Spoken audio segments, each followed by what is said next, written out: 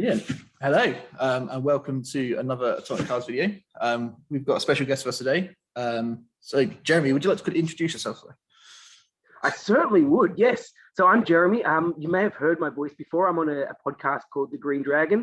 You can probably tell from my accent, I am from Australia, and I'm representing the Australian team, and I'm going to do some serious critique about these lists because they look pretty tough, but I don't know. Are these some sort of Masters list? So we can pick them apart. Yeah, and hopefully we should be joined by your co-host Kylie shortly. Yes. She's running a little bit late, but that's okay. She can just slip in and throw some hard-hitting critique in here. Yes, absolutely.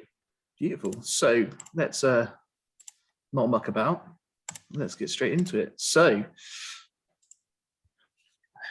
GBHL Masters is what we're here to look at today. So for anyone that doesn't know, the GBHL Masters is an annual event. So it's an invitation event for people who finished nice and highly on the last year's GBHL standings. If you are from Australia, the GBHL is the Great British Hobbit League. Covers the whole country. Most of our events feed into it. And it's kind of a national ranking system that we have. We always have a winner. We have regional championships, and we have kind of a best newcomer award. So the league winner, the winners of each region, so that's South, Central and North for us, and our best newcomer, they all get an invite. And then what tends to happen is the next best kind of 10, 15 players also get invites, and then we fill from there. For this year, we're doing a 700-point tournament. So each person's bringing a 700-point army, just one army, none of it's good and evil stuff. It's over 2 days. And the first day is going to be in a round robin format. So we're going to do there's going to be a live dramatic draw, like the kind of Champions League football draw, where we're going to put everyone into little groups. On day one, they'll play everyone in their group. And then on day two, the best people from those groups will go into a knockout tournament to see who's going to be the final winner. Anyone who doesn't qualify, there's going to be a plate tournament as well, and there'll be games for everyone. So everyone's going to get their 6 games. We'll just make sure that it gives us a nice ranking system, basically. Yeah, I put all the losers on one side and all the winners on the other side. I like that. Yeah, exactly. But kind of really get down to who is the best person in the country at this game. There's no real, I don't think it affects the league. It's more purely for bragging rights and some cool trophies. But yes, we're hopefully going to be live streaming a few of the games, doing some interviews and stuff, and just generally kind of getting a bit of access out into the mindset of the best people in the country, in theory. Yeah, some serious good players over there as well. And 700 points, they get a lot of toys to play with as well. So you can see some really cool stuff. Nice. Yeah, it should be really good. So I don't know if my little picture of people talking is going to be on screen there. There we go. So this is a quick little look at what everyone's bringing. So I'll start off with our armies that everyone's bringing. So we've got 12 players this year. We've got the Assault on Lothlorien Legion. So that's the new Moria Goblin Darkness buffed up Shaman one from the new book. We've got the Black Riders. We've got a Corsairs and Harad alliance, predominantly Corsairs with a small warband of Harad in that one. We've got the Defenders of Helm's Deep. We've got 2 people running the new Host of the Dragon Emperor. A Mordor and Isengard alliance, which again, small warband of Mordor, predominantly Isengard. 2 Riders of Theoden lists, a Serpent Horde and Far Harad alliance, Survivors of Lake Town, and Theodred's Guard. Do any of them surprise you, or is they? Well, what surprised me more is your scale here, how you've managed to include halves in it as well. I think that's really important as well, because how often do you get like half a Assault on Lothlorien list or a 1.5 Black Riders or anything like that? That's just, the internet being silly. In terms of surprising me, am I surprised about the Dragon Emperor showing up twice? Maybe a little bit, but I think you've got the combination of a really nice model, a pretty nice profile, and something new as well. So if you get the jump on people, you can move in there. So it's a pretty decent representation, I think. It's good to see the Serpent Horde get in there as well. And that's the one with the Corsairs with the Harad as well. So a bit of representation there. A lot of legendary legions, isn't there? There's Yeah. Yeah, two-thirds it's of legendary. 66% legendary legion. Yeah, that's. I don't think it surprises me, but they seem to be, some of them seem to be a bit higher tier than some of the other stuff. So I can see in a competitive tournament you do that. But at least what it means is you've got some nice themed lists on the board as well. So that's not the end of there. I'm keen to see what's in the Mordor and Isengard one, because that's not a combination you see a whole lot. That's an interesting one. Yeah, I think that's the only yellow alliance coming as well, which is quite interesting. Yeah, I think that also speaks to the British scene a little bit, where we've got this event. It's meant to be, the best of the best lists, the best of the best players, and still we've got one yellow alliance. Everything else is green, pure legendary legion. Yeah, yeah, it shows what the good players take. Well, it's probably more about the theme as well, and the scene and all that sort of stuff. So it's such a small sample size. I don't know if you can read a huge amount into it. What I like is there's a decent representation of good and evil in there. You've got a decent amount of races. I don't see any dwarves in there, unfortunately, but lots of other stuff in there. Yeah, no dwarfs and a limited amount of elves. Yeah, some elves there. Defenders of Helm's Deep. I think they've got a bit. Yeah, that's the only elven representation. So yeah, interesting. And mostly Lord of the Rings, isn't it? There's only I see the Survivors of Lake Town, but other than that, we're looking at mostly Lord of the Rings lists. Mostly Lord of the Rings. The I suppose you could say the Dragon Emperor and Assault on Lothlorien. Oh no, that's Lord of the Rings. It's just the same. Yeah. So yeah, other than the Survivors, it's all Lord of the Rings.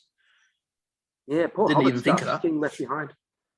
Oh well, people always tell me the Hobbit stuff's overpowered, but clearly not.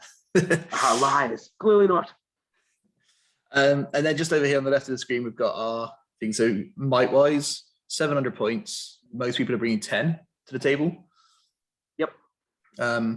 About 10 bows as well, and about 37 models. Yeah, that sounds good to me. Whenever I make a list, I'm looking at one model per 20 points. I think I'm happy with.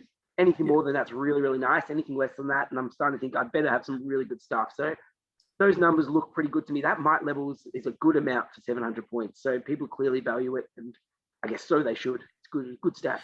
Yeah, they might slightly higher than I would maybe expect, but the rest of it's pretty bang on. I think it's interesting that the model count's still up at 37, despite us having something like the Black Riders in there. That's really going to bring that average down. But most of the other stuff is got a good amount of models in it. Like there's not a lot of all hero lists other than that one. The one of the Riders of Fairden, which we'll look at later, is quite elite. But other than that, it's yeah. So going forward, then I've got a few of the all the lists typed up. Where I've got the Dragon Emperor and the Riders of Fairden, I put them both up on the screen at the same time, so we can kind of side by side them. But everything else is let's have a look. We've got the Assault on Lothlorien. So this is the new Legendary Legion from the new book. You can, a few buffs you get, so you can re-roll all of your cast attempts if you want to. You can, well, I suppose the most significant thing is that it's Clash by Moonlight all the time. Yes. So it's always darkness. All the bows can only shoot 12 inches unless you've got Cave Dweller. And you get +1 to wound on those. So Warrior Goblin shooting is suddenly really good. Except still Warrior Goblin shooting. So it's not amazing. And you get +1 to wound if you outnumber someone in the fight. Which you are in Armies. There's a lot of guys here. Yeah. And with Ashrak, you get 3 Venomback Spiders. But this person has not chosen to take that.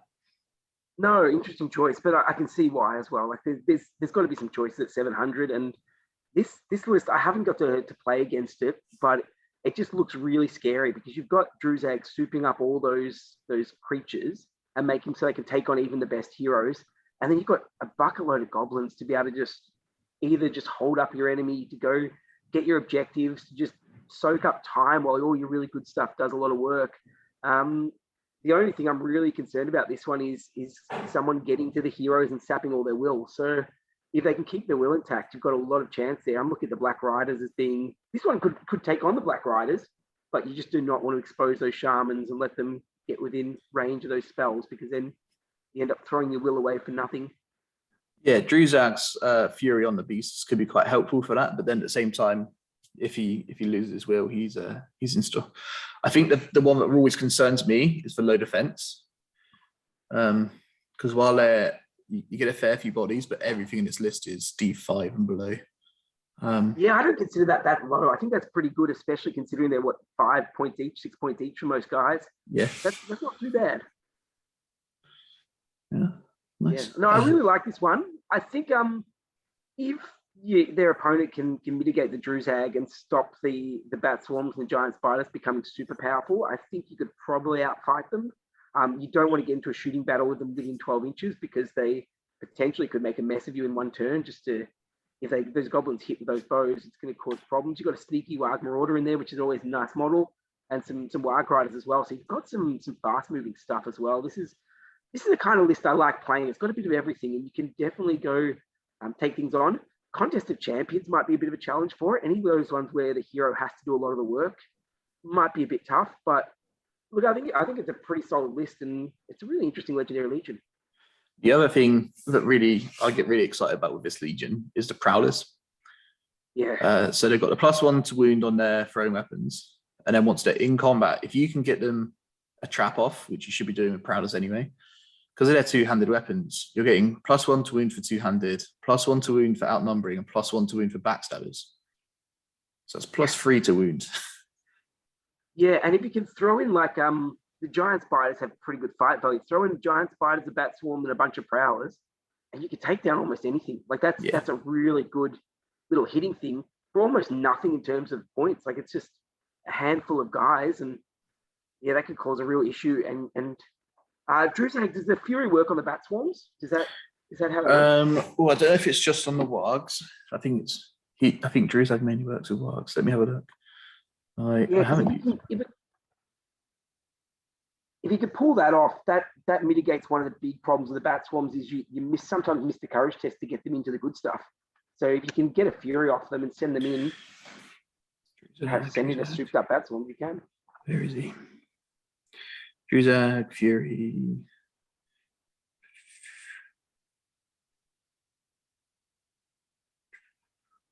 I can't see it.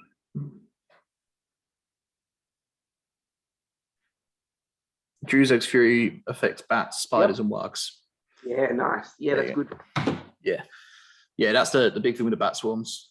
I've been burnt by that before. When I like to ally bat swarms into my goblin town, and then you're trying to get them in on things like Gwai here and just not having a good time.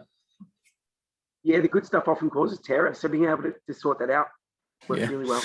If he uses it well, could catch some people out, but we'll see.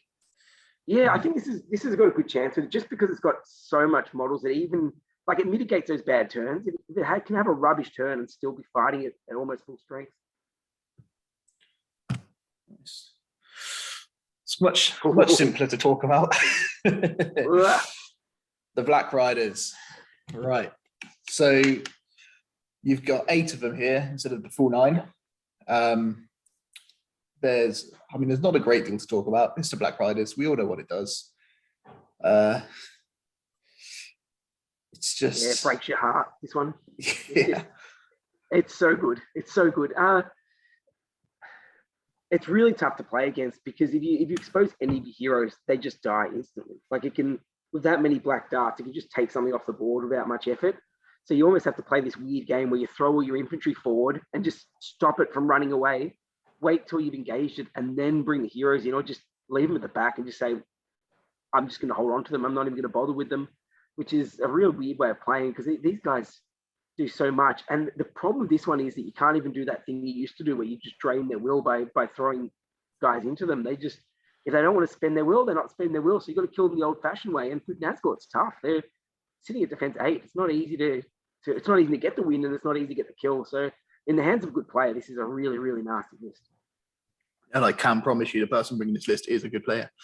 I would expect so. It's masters. I reckon they know how to use this.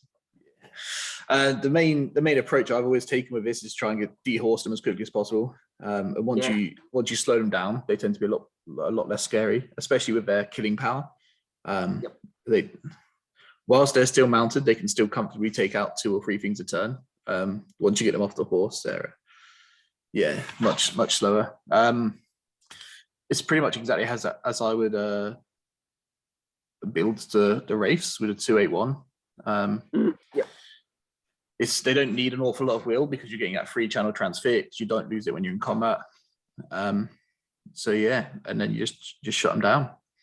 Yep. Yeah, max might, and I'm happy with just the 1 point of fate. That's fine. Yeah, I think sometimes I go 282 if I'm feeling a bit spicy, but it's tough to fit in. That's the worst way of playing though. Don't do that. All right, that's it. That's all you're getting on Black Riders. That can take it all the way. Really, that one. It's going to have to be a really good game against it to stop it. Yeah, you just got to pray for the right matchups and things sometimes. Yeah. However, something that could do some work against it is this. This is a Corsairs and Serpent Horde alliance. So yeah, Dalamir, lots of troops, Delgamar, Suladan. We've got a total of 11 crossbows in here, 6 bows on top of those crossbows. Just an awful lot of throwing weapons as well. A couple of cav just to help out the Corsairs. Yeah. Yeah, this is, I love it. I love it. So much shooting to combat in this list. It's just going to be amazing. Just the ring racer in combat, everyone just unload throwing weapons and spears and not throwing spears. The bows and things just really cause some problems, and you get so much of Corsairs, don't you? They're just so affordable. Yeah, I keep trying to make them work myself, but it's not really my play style, but I'm working on it. I like the inclusion of a couple of Black Numenorians as well, just to if you fail your terror chest and you get stuck just out of combat, you're going to have a bad time. Just because the Corsair, the crossbows and the Harad bows will pick you off. Hello, Kylie. Hello. Sorry, I'm a little late. You're all right. We've just been cracking on with a couple of the lists. I don't know if you had anything particular to say about Assault on Lorien or Black Riders. That's the Spider Legendary Legion and the Black Riders. You know what Black Riders are? Yes, Black Riders. Ring race. So it's I know what they are. The Spider Legion and the Ring Wraith Legion are the 2 we've just covered. Let me just go through my notes real quick. Oh yes, the Spider Legion I thought had a really, really good model count. But I think so long as whoever's piloting it leverages that to their advantage, they will be in a very, very comfortable spot. The only thing I was a little bit sad about was I probably would have liked to see 1 or 2 more spiders, because I think the angles in which you're coming out with the enraged base are probably a little limited, but only 2 bat swarms and 3 giant spiders. I would have liked to see a couple more options for attack avenues, maybe even a warg or 2, just to have that surprise factor of like, wham, there's a warg from around the corner or something like that, and suddenly it's getting pumped up or something. I suppose you could dismount. Yeah, there's been a bit of chat recently about popping that Fury and then dismounting all the Warg Riders, and now suddenly you've got a load of Orcs and a load of Wargs. That's been a bit of chat on the group chats. I thought that in particular that Fury from Drizag only affects unridden Warg Riders. Well, it depends on at which point do you use the Warg have to test, because it affects Wargs. So when the rider dismounts, is it now a Warg model? That's the current conversation. I believe it's taken as a cavalry model before you replace it with a Warg model. Because I distinctly remember it's saying unridden Wargs specifically to nerf the Drizag shenanigans, but I don't know if that got retroactively reset coming into the new edition or not. So, well, highly conveniently, we are going to have someone who should know in the room when this is being played, so it's okay. Sounds good. Sounds good. Yeah, this one. And Kylie, what we found is this one's got their shooting to combat, and the darkness of night thing is going to be pretty good. Just like the list we're looking at now with the Corsairs, just lots of shooting into combat, which is one of our favorite things, isn't it? Just shooting to combat. It's fun. Yeah, go to the Corsair list, because I have a couple of thoughts about the black list, but we all know what that Legion does. The Corsair list I thought was actually a really, really interesting way of, like, I guess designing the list. I think one of the things though that I think was a bit of a slight miscalculation was no defense 3 in there. I think whoever's piloting or wrote the list should have included maybe, not a lot, maybe 3 or 4 Corsair warriors with no weapons, or just spears or just bows, simply because it makes it easier for your throwing weapons to go in and get the kills and neuter the opposing heroes from getting their heroic combats and stuff off. It can be really, really nasty. And surprisingly, that 1 pip of defense does make a pretty big difference to throwing weapons. Yeah, it's a very good point. Did you think about that? Yeah, I don't know, Kylie. Every Corsair player I've seen just rolls so well, it doesn't matter. To be fair, if anyone knows Corsairs, I'm happy to take your knowledge on board. I took a pure Corsair list to one of our major tournaments a couple of years back here in Australia and did very, very well, managing to win the tournament with it. Did you bring them to Arda as well one time? No, I didn't. I wanted to, but I decided not to. I thought that my Rangers and my Gulliver would be much more scarier prospects. Did you bring on the Watcher one year? Or? Yeah, I brought the Watcher 1 year as well. Wasn't that with the Corsairs, or was that something else? No, that was just with Prowlers. That was with the Goblins. Yeah. That was a nasty list with the Bat Swarms. One thing I feel like, though, that with the Black Numenorians, in particular, it possibly could have been a cool idea to swap Celadon out for the Betrayer, just to get that neg-1 aura down, so that it makes it harder for your opponent to get in onto the Black Nuns. But I suppose it doesn't matter too much, because you're going to be playing so far back with the Arbalesters. It's probably not going to make a huge difference. Isn't Celadon your banner, though, Kylie? He is. You've got Celadon as a banner and Delgamar with dual 3-inch whip. Yeah, but you could always, if you're swapping Celadon out for the Betrayer, like just dropping a rider somewhere and getting just a generic banner in there somewhere is easily done. The one thing I did note down, though, in this list is they have no real control measures, like no spells, no sneaky shenanigans. All they've got is they've got a lot of shooting. That's pretty good control. Yeah, it's good shooting, but specifically against some of the other lists that are going to be present at this tournament, I don't think it's to massively ride home about. Like, it's good shooting, don't get me wrong, but there are some lists here that can counter it pretty damn well with what shooting they'll be able to bring to the table. Specifically, kind of like cheating, like Survivors with Gandalf, that I know are coming up later, is one of those lists that will definitely be able to take this one out with the shooting and stuff. Yeah, that's true. So yeah, whoever's piloting this needs to be careful of their opponent really going ham and really using watching his opponent's might and making sure that whoever's going in isn't going to burning out and trying to put the pressure on, because once this army breaks, it can be in a bit of a trouble, because as good as Celadon is, that's 12-inch standfast and courage 5, if there's a Wraith on the table, or if your opponent has good abilities to kill them or control, like a Gandalf or an Aragorn, that army can run very, very quickly. Especially with no crazy Reavers or anything like that. The Corsair warriors aren't the greatest of courage. Courage 3 isn't invulnerable. No. Black Numenorians are all right, and yeah, I see that. Yeah. I think there will be some matchups where this one doesn't get to control the game, and that's going to be concerning. You've got a lot of short range shooting, which is always good, but you're right. There are times when that's not enough to carry the day, and it's probably an outside chance. Yeah, I'm thinking specifically of I played a list that's almost eerily similar to this one at our Clash of the Titans recently, and I broke the list and basically wiped it out. And the only reason why I lost that game was because I bloody rolled trick 2s on Saruman in a combat and died.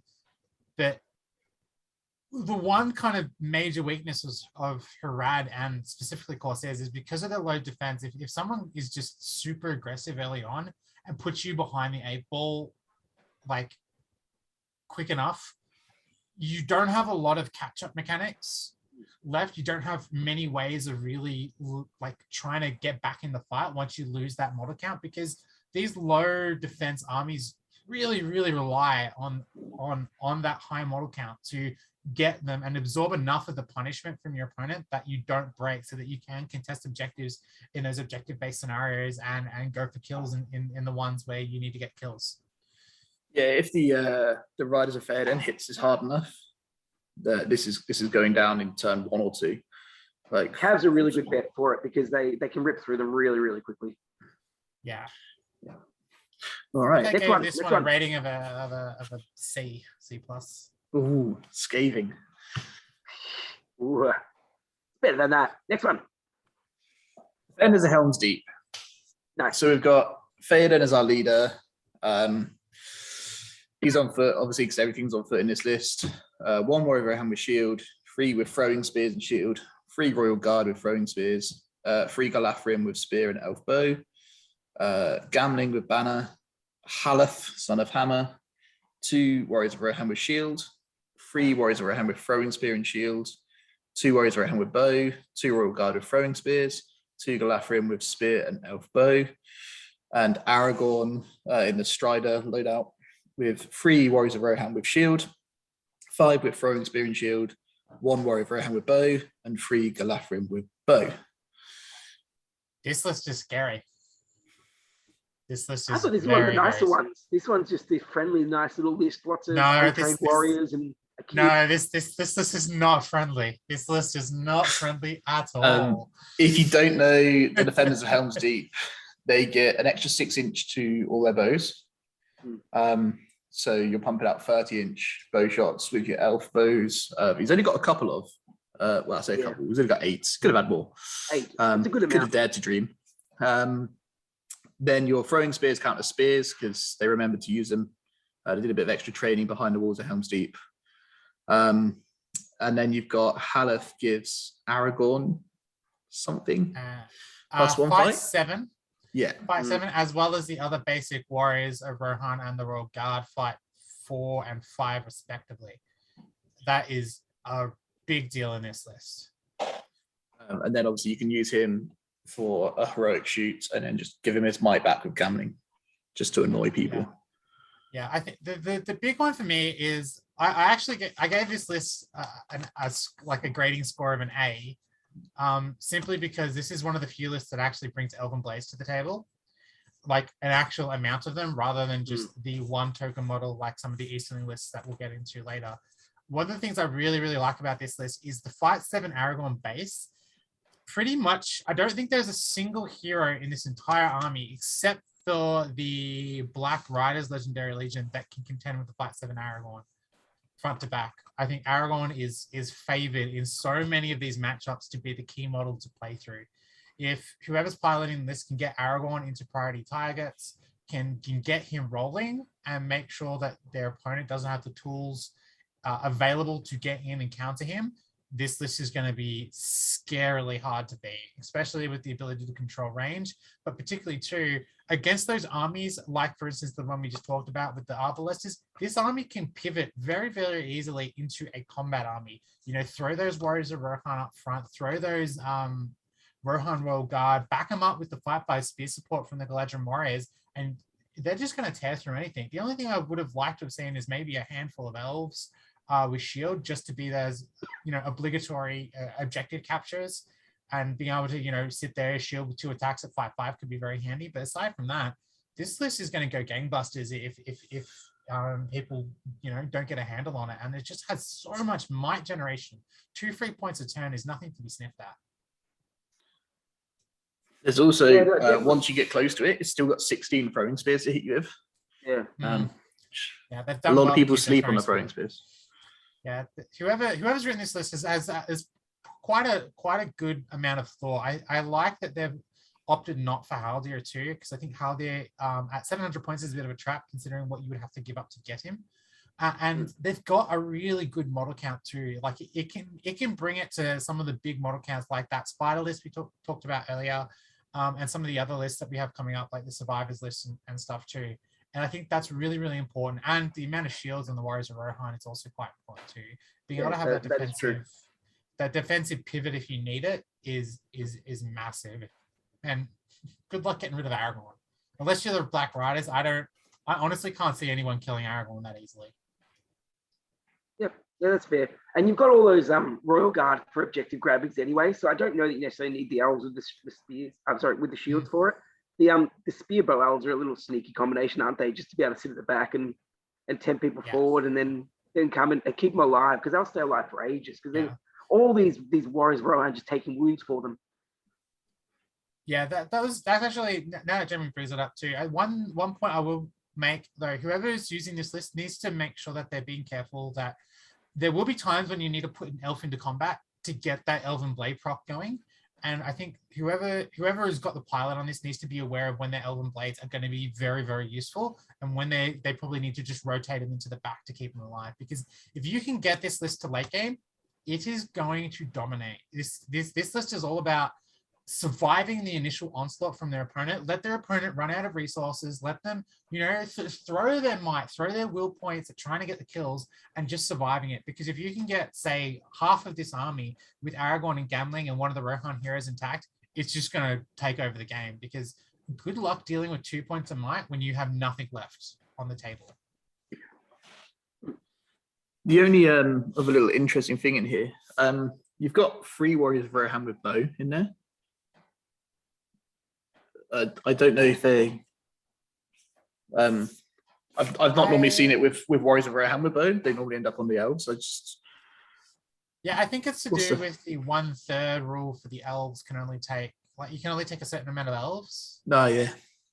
So it might have something to do with the numbers. I haven't looked too in depth in that. I mean, honestly, it might be just a model constraint that the player has. Like they might not just have extra things, but 3 warriors with Rohan with bow are kind of much of a muchness. If they get picked off, they get picked off. They're just bodies at that point, really.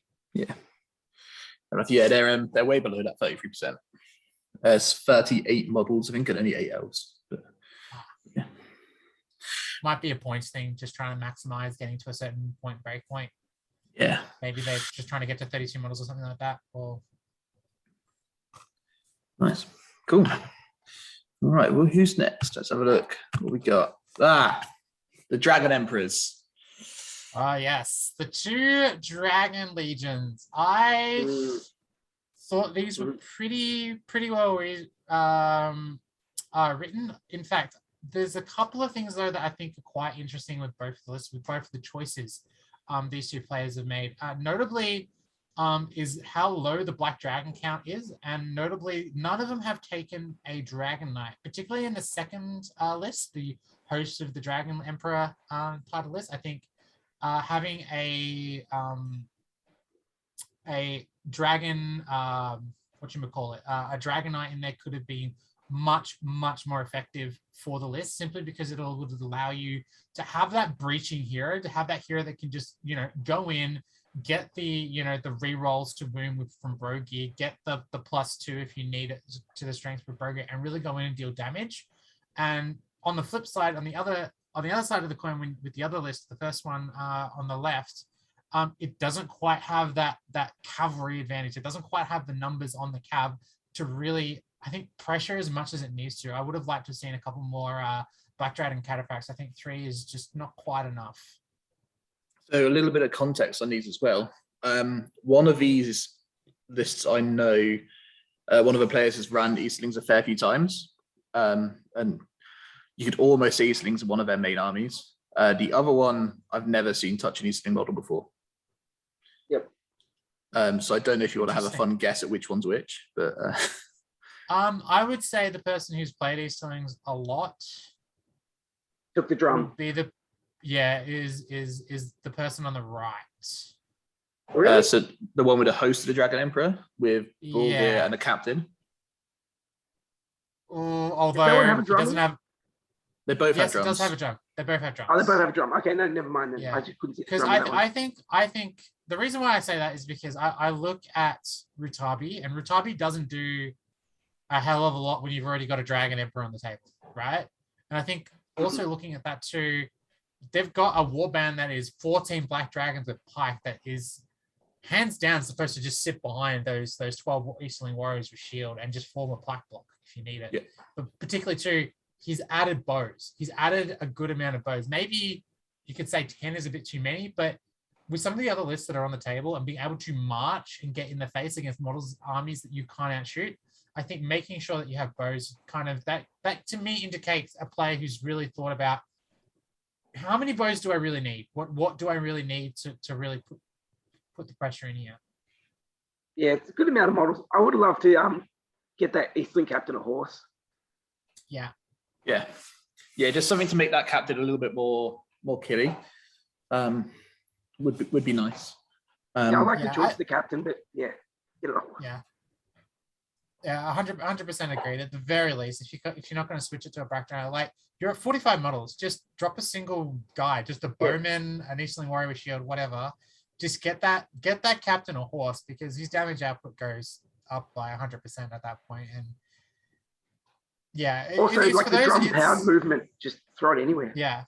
And particularly for those scenarios where you just need to get onto an objective really quick, being able to march a captain 15 inches, 20 if you're drumming and marching onto an objective, and then say dismounting to pick up a prize or something like that is super useful. Like it can straight up win you games.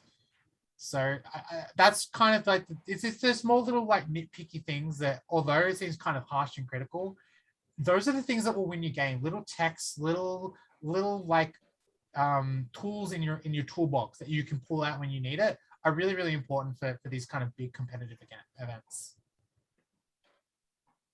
These are good lists though. They look scary to me. This has been I think one of the standout legions from the new book. I think a lot of people there's a lot of hype around this legion in particular, so it'll be interesting to see how it goes. And specifically the Helm's Deep list, which I've actually got picked to win the tournament, is that Helm's Deep Legendary Legion. Is because, you know, people are running this kind of stuff, and Aragorn is one of the few characters at Fight 7 with Haleth that can actually take it to this kind of a list, because we're shut down. You don't have any real kind of crowd control with magic. Your best bet is a Dragon Emperor buffed up by Brogear, but do you really want to go heads up 50-50 into an Aragorn who's defense 6? It's not the most pleasing of options, and Aragorn has the damage potential to cut through a lot of these Easterlings and really tax the Dragon and Emperor's might, because once he's out of might, he's going to fall off that Palanquin super quick. Yeah, nice. It's interesting you said about the Defenders of Helm's Deep list to win. I'll come to that later. It's all right. Yeah, I'll tell my pick at the end, but I find that interesting, Kylie. Then excited to players as well, so I'm like, ooh, interesting. I think the 5/5 from this list is going to be big against a lot of armies too. All right, we have got this one, the interesting Mordor and Isengard combination. Yeah, this is a really interesting list. It's a weird list, when I first read it, I'm trying to figure out what this player was trying to do. Like, why are there 9 Uruk-hai Pikes in there, for instance? Like, where is this player trying to leverage their advantage? And it took me a while, but it's basically down to might, right? You've got 12 points of might in this list, which is a lot. And a lot of high damage, high impact models that are going to get weaker as the game goes on. You know, once Gurv starts taking a couple of wounds, his heroic defense isn't as useful. He's good once he's got full stats. Varashku, again, one of those models that is really good early on when you can use that might to pick off, you know, heroes and heroes' forces and stuff. And Lurch and the Witch King, same deal with their resources.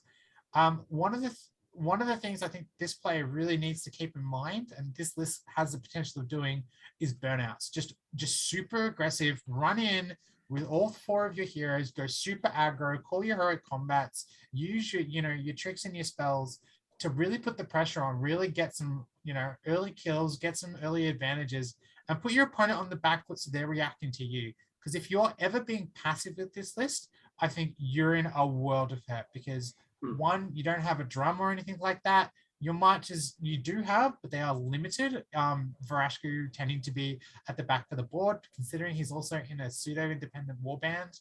Just by his license, he's probably going to be at the back, which means Lurtz is probably going to be the one that's marching, which isn't the most ideal thing there. But it's one of those kind of things where, like, if you fall behind, you're in trouble because you're running at your opponent. You're not copying the engage. You're the one that needs to be doing the engaging because everyone else is putting shooting for days on the table, and you've got what, 6 trackers? Yeah, 6 trackers is the only range. What I would have liked to see in this one is going for that sort of berserk fury is some like Dunman warriors with the 2-handed weapon, the 2-handed axe. Just put them in front of your pike wall and just chop up things. Just kill everything that's really big and important. But it can almost do that with Lurtz, Gorov, then the Witch King just running at a hero, and then you just throw as many pikes behind them as you can, and a Cribbane to get the trap on the other side. You're pretty much in good stead. They can flash kill a one of those new Dragon Emperors if they wanted to. One thing I will say though, I was actually waiting for this list to bring it up because I think the Black Riders Legendary Legion also has the exact same problem. Is only 2 fate on the Witch King. Big. It's fine.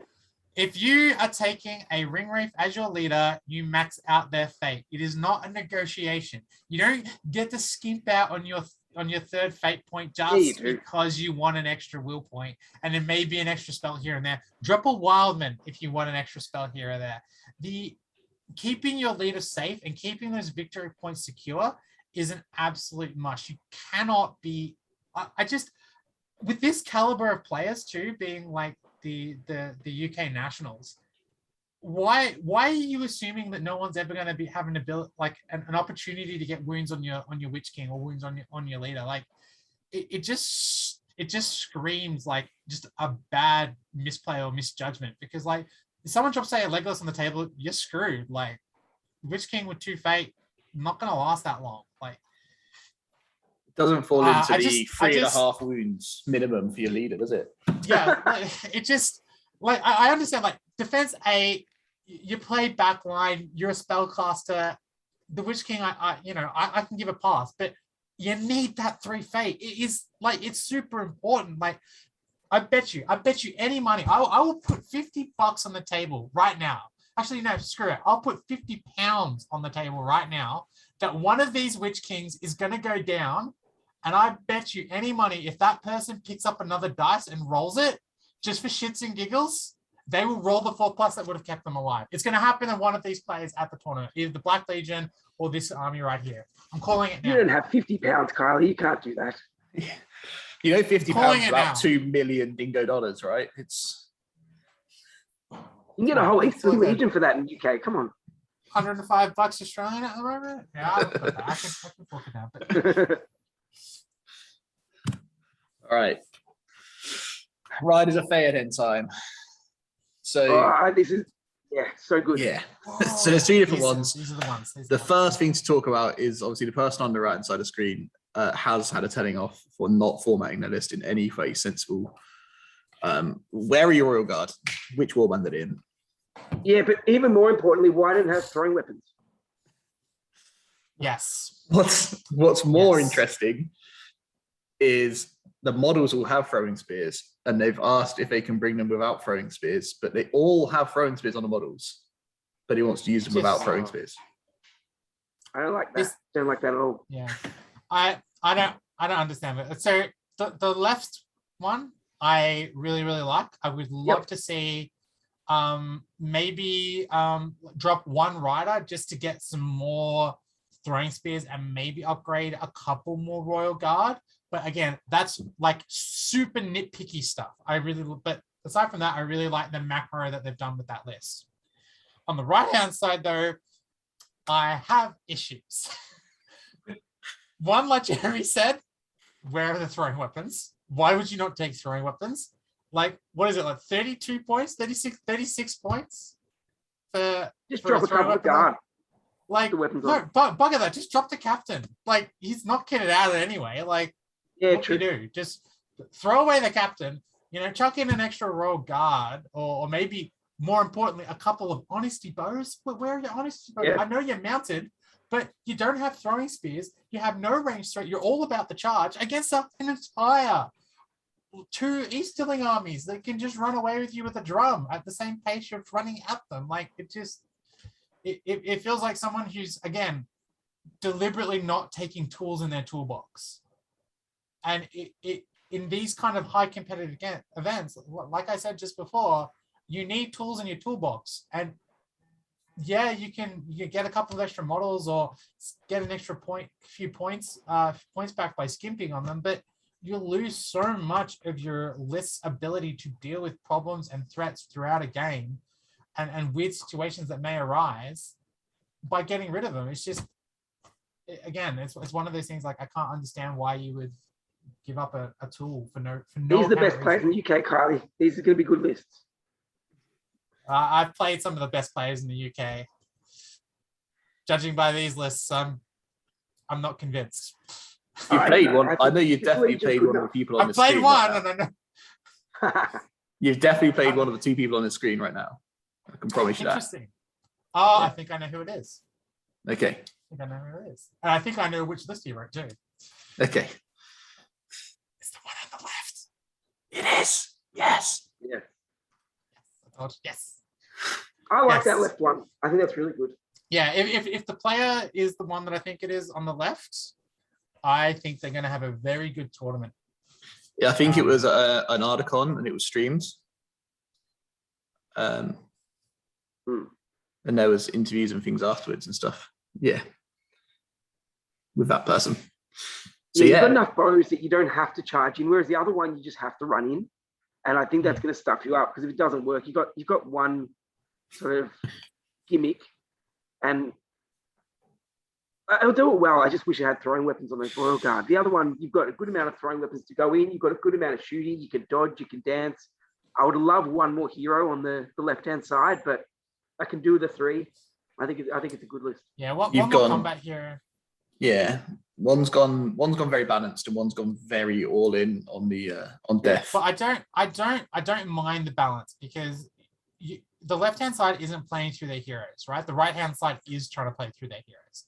The left-hand side is more trying to be macro, use their might, leverage, and their mobility to get good charges, good engages off, right? Like, you got Théoden, Dernhelm, and Gamling, and a free Mary to call heroic actions every turn.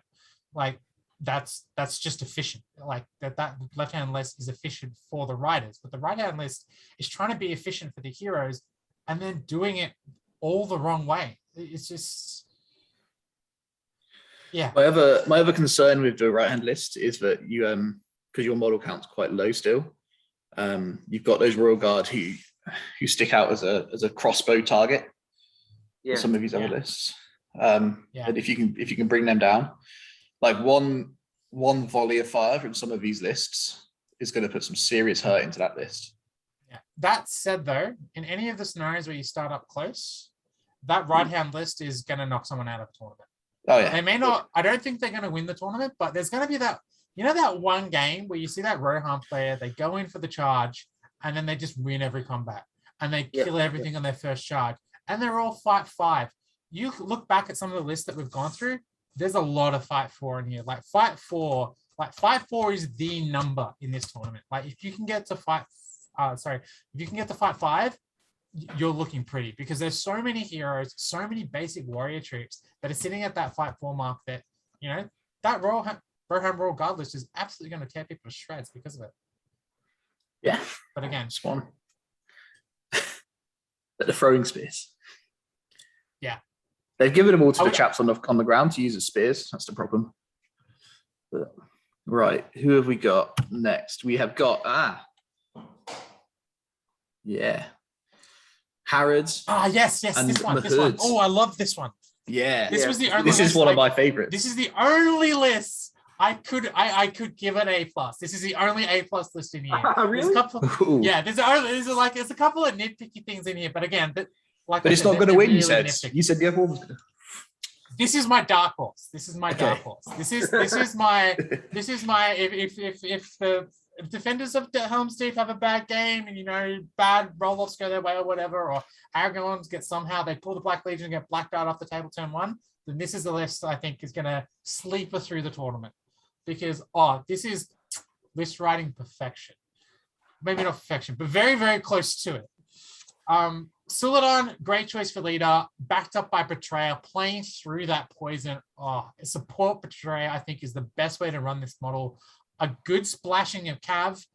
You've got a Mahud King in there, Betrayer on horse, Suladan, and 2 Serpent Riders and 2 Mahud Raiders. I would have liked to see maybe 1 or 2 more Mahud Raiders just to get a bit more of those impact hits in there, because those impact hits are so powerful. But aside from that, you've got so many things you can play through. Lots of poison arrows, which is absolutely fantastic. But most importantly, they haven't skimped on their combat troops. They made sure they've included a lot of strength 4 with the Mahud, and then made sure they've included a lot of those Watchers Arcana with the Twin Blades, which is very, very helpful for dealing with those pesky armies like the Black Legion, the Black Numenorians that have appeared in quite a few lists. It's just all around. It's like I said before, it's adding tools to your toolbox, and this list has done that. They've added as many tools as they can, kept their model count nice and high, and have good heroes that they can play through.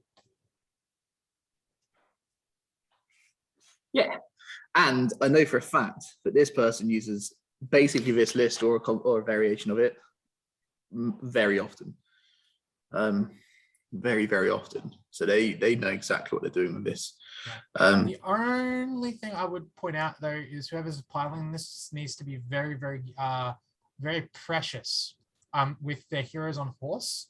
The Mahud King and Saladin being on horse is I would say a lot of your win condition. If you can keep those 2 on horse and get them into combat early and keep them that way, or you're in such a good position to win games. And Suladan protects both the leader and the banner points. So again, another one of those, keep him safe, keep him protected.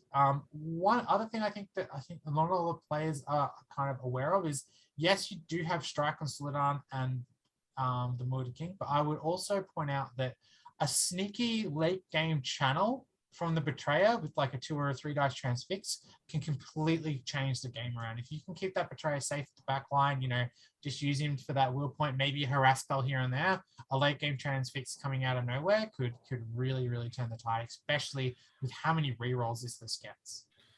It's the only concern I have along those lines is that your might is actually quite low in here. Yes.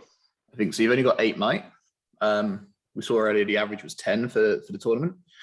And your might's it's fairly soft.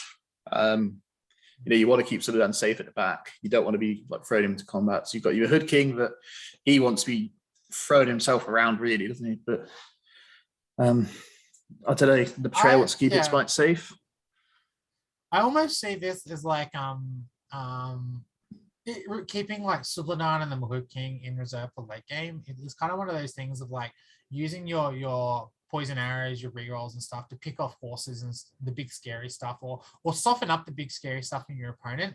And then once they hit your lines and you let things clash and you grind it out, that's when you unleash, the true unseen terror and the Mahud King on Lance and Suladan with those with the poison reroll and 3 attacks. I think that's when this is a patient list. Your troops are going to be really aggressive and really aggro and trying to get in there and trying to get stuff done. But your heroes, I think, are going to be playing a little bit more passive, a little bit more reserved, and then waiting for that late game moment, and then bang, you flick the switch, and then suddenly everything goes in. 3 heroic actions are coming out in a single turn, and then bang, game's over. Nice. Cool. And who got aha? Surprise, surprise. Imagine someone good at this game in the UK bringing someone to Blake Town. Yeah, can I talk about this one, Kylie, first while my voice is still intact? Yeah, please do, Jeremy. This one just has everything, really, doesn't it? It's got like Bard is just so good, and you got that bow that can just rip apart things. Gandalf, Bilbo, just those 3 is enough. And then you got Alfred just to give Bard or whoever more might, and Sigurd and Tilda just help that up. You've got all the hero options you really need. It plays somewhat defensively. Like the big weakness is that the Lake Town militia can die relatively quickly to concerted efforts. So it's one of those, like, it prefer to wait around and take its time, use Bard's bow, use the militia's bows, and cause Play stuff. around terrain. But it's got the tools for everything. The fact that you've got Gandalf the Grey and Bard means that you can take on absolutely anything. So I think this one's it's just a massive threat. And those Lake Town militia, they look weak, but man, they're tough. That armor they wear is just so good. We've said it so many times in the Green Dragon. Defense 5 with the shield is it's the stuff of gold. It's the stuff of legends. Best belt buckles ever. Yeah, they're an amazing list. One thing I will point out is there is no horse for Gandalf. Say what? I think that's a bit of an opportunity missed. A horse just transforms a wizard. Like being able to shift into an aggressive role when you need to at a pinch or getting out of harm's way, I think is super important. I think that is maybe not the only reason, but I think it's one of the reasons why this list may not perform as well as it could is not having that horse on Gandalf. And I think as well, is Hilda Bianca 25 or 30 points? I think from memory, she's really affordable. Yeah, about that 30 or so. Yeah, she's really cheap. Yeah, I think that not having her in the list might be a miss here. I don't know on like the axis counts for the Lake Town militia, but her ability to give you +1 on the charge just gives you some oomph when you need it. And I think that could be important. Again, I don't know the style of Lake Town they're going to play. If they play that, laid back, let them come to you, use your blinding light because no one else has blinding light at the tournament, which means this player is always going to have the ranged advantage, regardless of who they're going to be up against. And that might be enough to just swing the tide into your favor enough that when your opponent gets to you, you have the ability to just maneuver around them and then get those traps and win that game. So Hilda's 30 points, just check it out. Yeah, it might be a bit on the pricey side. You wouldn't want to give up Sigrid or Tilda for it. Yeah, you could. You could. I don't know. I see more as dropping the Alfred, to be honest, to get the Hilda in there. Nah. Just to be able to throw heaps of might on Bard's bow and just take down something really good. I would keep Alfred around.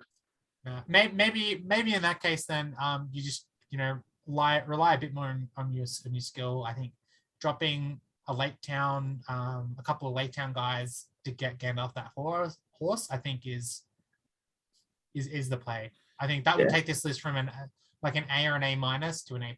Like I think that's what you need. The crib notes I had written down for this one was Gandalf's horse. The shields, no shields on Spearmen. I don't know if that's a thing that you have any opinion on. And all the bows are in one warband. Yeah, I don't mind all the bows in a warband. It means you can set up a fire battery. Maybe a few of them split up could have been tins, but warband. Actually, having all the bows in one warband probably is a bit of a throw.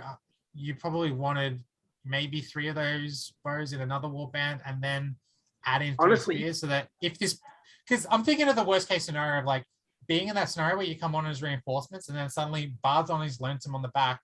He's got his warband of archers with no spear supports. That's even just 3 spear supports in that warband completely changes that warband being isolated and separated to being able to fight on its own very well to being able to fight on its own very well. So I think that's probably just a slight tweak. Again, if you drop those 2 models to get Gandalf's horse, you would get some extra points in there, which you could use to get a handful more shields to put on the spears. So again, it's just a couple of little nitpicky things that would just tweak and make the list a little bit more refined. And I know it seems harsh, but I think in these kind of, high competitive games, those are the things that you need to do to be able to win those games. Because a horse on Gandalf can be the 4-inch difference between you getting to an objective at the end of a game and not getting to an objective, or being able to get in range of a spell or not being getting in range of a spell. Because an extra 4 inches on spells, that's huge. Even if you count it as 2, go 2 inch forward, 2 inch back, that can outrange. That can outrange a lot of spellcasters that are on foot, which are in this tournament. We know that. There's a Drizag, there's a Brogir. Being able to outrange them comfortably is a big deal. One thing I'm scared about with this army is one of those all Rohan guys. The riders will just rip through these militia really quickly. So if you're out of position there, like Bilbo's not going to do much against Royal Guard, and Sigrid, Tilda, Alfred, even Gandalf. You've got a lot of guys that are a bit of a liability. So I think this one has the potential to win it, but it's also got the potential to lose a couple of games against some good matchups. Yeah, I think Gamma would, if I ever had to see or watch one game in particular, I would love to see this army go up against any of the Easterling armies, because I think that would be a really interesting matchup to watch, simply for the fact that you've got, it's all about, can Bilbo and Bard get into the Dragon Emperor by themselves? Because if Bard and Bilbo can get into the Dragon Emperor, that's a dead Dragon Emperor. But if the Dragon Emperor can isolate one of those two targets and kill them before they can group up, it's such a skill-oriented matchup, those two. I would love to see those two armies go head to head. I don't think he's going to have that much of trouble with those, because it's designed to do that. Like, it's designed to take down a Dragon Emperor. Unfortunately, I don't think this one will be on our cameras much. Yeah, fair enough. Just because of who's using it, but yeah, it's I would love to see it, but yeah, I'll sit there and watch. I'll take some notes for you. Kylie, why don't we recreate it? I'll take the lecture and you take the Eastlings, and we'll play our own version. Done. Let's go. Let's throw down. And then Phaedrad's Guards. Yeah, this is one of the lists where I thought, when I first saw it, I'm like, oh, they're taking Phaedrad's Guard. And I thought about some of the armies that they were going to be up against. I went, oh, that's a good choice. That's an inspired choice. And then they took none of the tools that would allow them to beat the armies that taking Phaedrad's Guard would be good against. And I'm just like, why? No King's Huntsman? What? No Cav? What? Like, you've got all these wonderful Outriders, wonderful Royal Guard, and you've not taken any horses. Like, you have a grand total of 1 horse on Phaedrud. No, you got more. No, there's a captain. There's and a captain. There's more. Captain, and Helm, and 2 Royal Guard on horse. 5 horses, 6 horses, not enough. Nowhere near enough. You need to get that number up to 10, 11, 12. Yeah. If Grimbold had a horse, you know. But... Yeah, like, again, it's just one of those things of like opportunity wasted kind of a deal. Like, I get that you're trying to play this infantry grind list and you've got a lot of outwalkers and your shooting is pretty reliable and stuff like that, but you're playing Phaedrad's Legion. Like, they're all about getting up and in thick of it, getting that strength 4 to bear, really, you know, playing that close range shooting war, you know, right up, like hovering at that 6 to 8 inches mark, being harassive, using their mobility, their horses to pivot around their shield wall and, you know, maneuver and stuff. I've been slapped around silly by one of my friends, Jude, who plays this Legion all the time, and it's a good Legion. The auto pass courage chest, like this Legion hard counters so many of this terror-causing, scary stuff, like the Black Riders Legendary Legion, the 2 Black Numenorian armies, and even the Spider Army. This list checks really, really well. But without that real concerted effort of forces, and without those tools, you're just not going to have enough to be able to beat them. Not consistently, at least. Interesting. So sorry, that's a little harsh, but I mean, still stand by my point. This is our reigning league champion, who used this list most of the season, and won the league using this list most of the season. Wow. So they must. I wonder if they're playing like a super like Kylie style, like what kind of David does, Jeremy. They are like a wood elf sort of army. Yeah. You could definitely play it that way. Yeah. Because you can see it, but my worry for them is, right, there are a few lists in this tournament that the running away Kylie style isn't going to work that too well against. Like, yeah, you can disengage consistently, right? But kind of at what cost? Like, when you've got drums who are able to run you down, when you've got marching Aragorns straight into your face, and you have no hero in this list can deal with an Aragorn. Yeah, literally no hero in this list can deal with an Aragorn. And you've got stuff like, you know, the drums from the Eastling list. Like, oh, it's going to be a few rough games in there. And you're really relying on your skill to pull you through quite a few of these, especially. There's only one blinding light. Like you've got so many throwing Yeah. spears. So 25 throwing Defense- spears and 11 Yeah, outriders. Yeah, I mean, You can win to games be without fair- even engaging. Yeah, I mean, it's going to clean up like some of those Harad lists. I think it's going to be a very interesting skill matchup to see who can win those games between the Harad lists and this. But I don't know. I worry against some of those counter lists, like again the Dragon Emperor, the Aragorns, and stuff like that. Because Defense 6 is just going to make this list cry. Even that joke all mounted Royal Guard list, I look at and go, man, Elfhelm's not going to have a good time against that. Fight 5, you're only fight 4. Yeah, you got a couple of cool tricks with Phaedra and Elfhelm, but what are you going to do when you're an infantry list and get smacked in the face with a whole bunch of Royal Guard? They get a free might every turn. Like, It's definitely going to be interesting this for is, sure. yeah, this is one of those lists where I see it sitting in the middle of the pack, where it's hard countering half the list in the tournament and then getting hard countered by the other half. Like, yeah, it's going to be interesting because this player needs to play the objectives, and they need to play the objectives super hard. It's a kind of one though that where time is an issue as well, because you've got so many models and you're kiting. Like you might run out of time, and that may be an advantage for it, and may be able to get some wins just by timing out at times. That's Yeah. true. That's true. That's true. Because it just holds the banner. It can hold its models. It's got enough guys to just take objectives, and you just run away for 3/4 of the game, and then just do a big charge in the end. Not wrong. Not wrong. It's I definitely think interesting. to it's see. definitely a wild. I think it's got all the tools, Kylie. I agree though. I would love to, for my playing style, I'd love to have a couple more Royal Guard on horses. But other than that, like it does what it does really well. Like it shoots you, it dodges away. It when you're finally out of position, it just throws everything in. It wins some combats just through weight of dice, and then stuff will die. Lots of axes and helmings and stuff. Yeah, you're going to have an awful lot of strength 5 on the front there with a Helming Gus, who I'm pretty sure all have axes. I'm sure they do. I Yeah. assume they have axes. Yeah. Yeah. I mean, it's There's a a lot tough of them. list. There's what, 11? Yeah, I think this is one of those lists where it's all down. Like Phaedra's Legion is one of those lists where it's all down to the player skill, like being able to duck and weave around terrain, being able to leverage advantage, being able to play through objectives and stuff. But yeah, again, it's one of those things of like I just like a couple more of the tools that the list gives you to really solidify wins. Like being able to put your opponent into a damned if you do, damned if you don't position. Like you can walk forward into all my throwing with spears and cop all these charges, or you can jump back, at which point I'm going to send all these cab into your flank and smack you around a bit.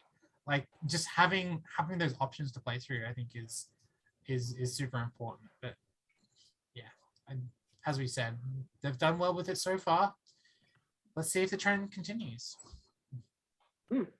I think I might be wrong, but yeah, that was all of our lists. So who's your favorite? You've already mentioned it a little bit, but Kylie, you go first. What was your favorite? Yeah. I definitely have Helm's Deep as my favorite. I think and this again is a bit metagaming, having seen all the lists now. I think they have the most tools at their disposal and are favored in most of the scenarios. I think that's the important thing is, yeah, there's a few scenarios that the Helm's Deep Legion is going to be weak at, but there's quite a few of them that they're going to be really favored in. And are going to be able to really push the advantage in those scenarios. And I think that's super important, because at the end of the day, it's the VPs you can score that win you games. And I can see the Helm's Deep Legion, being able to consolidate onto an objective and hold it, being able to push into an objective, being able to assassinate big heroes. They can do a bit of everything. And I think that's an understated value in that list. And having pretty much the hardest hero to kill in Aragorn at fight 7 in an entire tournament, I think is another big deal. But again, like I said, it's going to come down to a lot of player skill. For my underdog or dark horse, I'm definitely going to give it to that Harad list that I spoke a lot about. I think that poison, playing through the Betrayer with the poison, having a key model that you're playing. Yes, you're playing through a gimmick, but that's kind of the fun of it. You're giving rerolls to everything, to all your models, and just being able to double your damage output is super, super impressive, whether it be shooting or combat. And I think that list has the ability to surprise a lot of players, and it has a lot of tools to be able to do that as well. So yeah. Interesting. Nice, thank okay, you. my favorite is going to be the Black Riders. I think they just got the tools to take down every big thing in this event, and there's so many things that, like Dragon Emperors and Aragorns and things like that they'll just be licking their lips, and well, if they have lips, but they're just so dynamic and so different that I think they can do pretty well. Underdog, I'm going to go for that. The first one with the goblins and monsters and things, that was what is it, Sold in Lothlorien? I think that one with the special rule about the 12-inch line of sight for the early on is going to stuff up so many of these big shooting lists, and it's got the tools to with just basic troopers to go and take down big things. Like, it can threaten Aragorn. You throw a souped up giant spider and a bat into Aragorn, and suddenly he's in a fair bit of trouble. So there's going to be options for that list, and it's got so many goblins that it can just cause problems. And even those throwing weapon armies, it's got a bunch of prowlers that can just match them and cause all kinds of problems. So I think that's my underdog. I've got no idea how it plays that much because it's one of the newer lists as well, but there's some good lists in this group. Yeah, I think that one really comes down to how many reps can you get in, because it's only going to have had about 2-3 weeks between the book coming out. The Dragon Emperor one doesn't feel like it needs as many reps to get up to speed with it, whereas that one feels like you need to know exactly how it works, exactly how. Yeah, he's basically made that and thrown it out, and he's not put it on the table. I think between the book coming out and the Legion, he's just firing it off on a whim. So that could be interesting to see. One of the things that I think is really interesting and I find quite telling is that no one has taken a Fight 6 elf army. I think that is really, really surprising. Normally at most of these tournaments, these big tournaments, these high echelon ones, you'll see at least one player playing those really annoying, Gil-galad in the Fight 6 elves, or playing Lothlorien with the pikemen, or Thranduil's Halls. Palace Guard, Palace Guard. And it's interesting too, because I think this is looking at a lot of these matchups.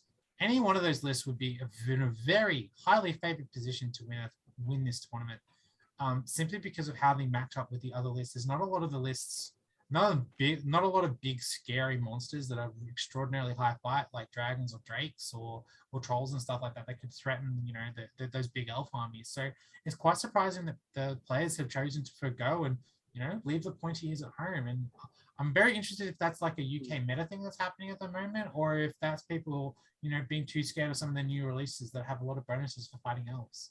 I know the person who won best newcomer to our National League last year, he won it using the Rohan Lothlorien. So Helmingus at the front, fight 5-6 spears behind, blinding light, Galadriel kind of combination.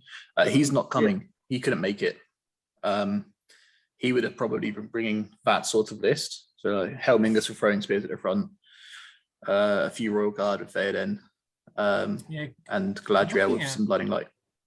Yeah, I'm looking at Gil-galad in a lot of these matchups, and I can see him doing a lot of damage too. Like, the only thing that really scares Gil-galad here is the Nazgul. Everything else, he's got good free range. Same with Thranduil, to be honest too. The Fight 7 with the elf on the ground could be. I don't think we see him an awful lot, to be fair, in the UK. It's very interesting because those models are very, very popular here in Australia. I know in our last big tournament at Clash, I had to play against 2 Gil-galads and 2 Thranduils in a 6-round tournament. So pretty rough on my end. Managed to beat 3 of them. So we've got an awful lot of Angmar and Black Riders kicking around at the moment. Both of those things. Not surprising. The single big hero tends to hate. So you see a lot of Glorfindel rather than Gil-galad. But Rivendell are quite popular in the kind of, they're a consistent top 5 army in a lot of tournaments. They don't seem to win an awful lot, but they seem to put it up there in the top 5. So yeah, I know a couple of guys who are coming have used Rivendell in the past, but I don't know. I don't think any of them would consider themselves mainly elf players. Yeah, I think it might just be the people.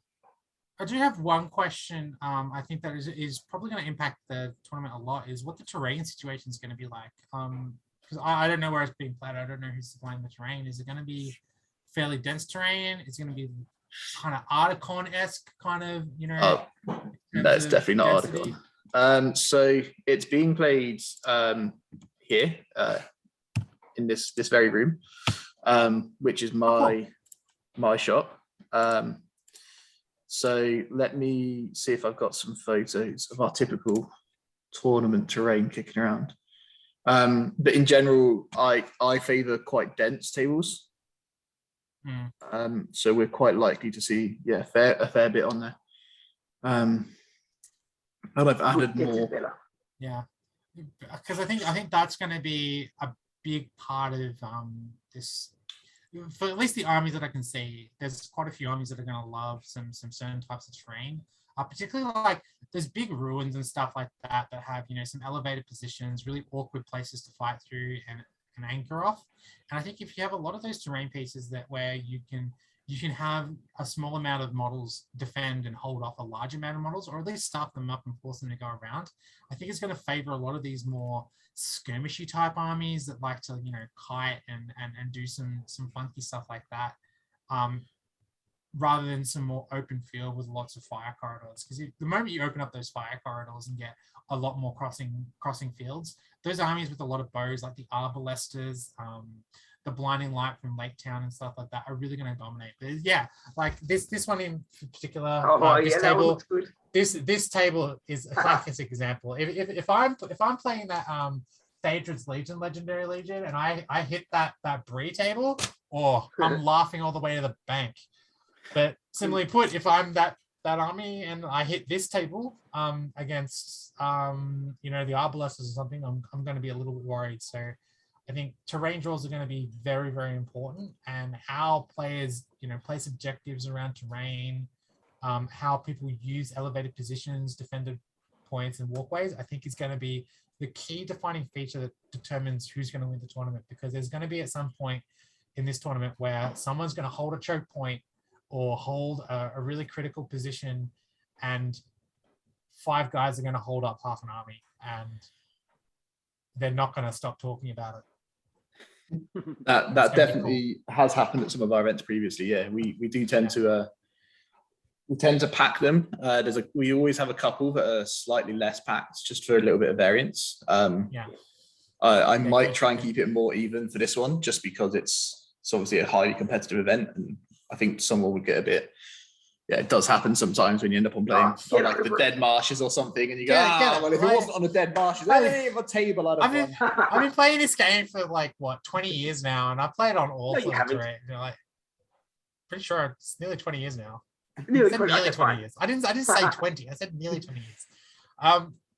I would love to see some asymmetric tables, because the moment you put down now by asymmetric, I'm going to say put a fortress on one half of the table and an open battlefield on the other. That's not what I'm saying by asymmetric. But ocean one side, castle the other. Done.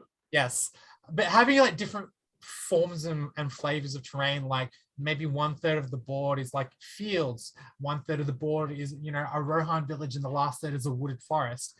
That can create some really interesting options for players who have the advantage, can choose where they want to fight, and players who are being aggressive, you know, might want to choose fight in more open areas or more defended terrain.